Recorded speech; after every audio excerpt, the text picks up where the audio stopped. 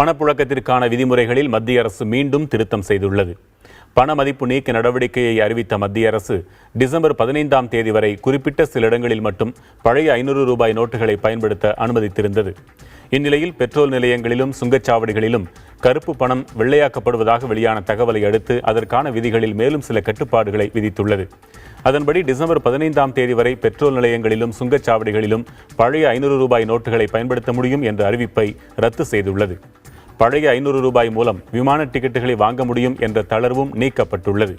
ஆனால் ஏற்கனவே மத்திய அரசின் அறிவிப்பின்படி டிசம்பர் 15ஆம் தேதி வரை கூட்டுறவு அங்காடிகளில் பொருட்களை வாங்குவதற்கு, மத்திய மாநில அரசு கல்லூரிகளில் கட்டணம் கட்டுவதற்கு, செல்போன் ரீசார்ஜ் செய்வதற்கு ஆகியனவற்றிற்கு பழைய 500 ரூபாய் நோட்டை பயன்படுத்தலாம் என்ற விதிமுறையில் மாற்றமில்லை என்றும் தெரிவிக்கப்பட்டுள்ளது.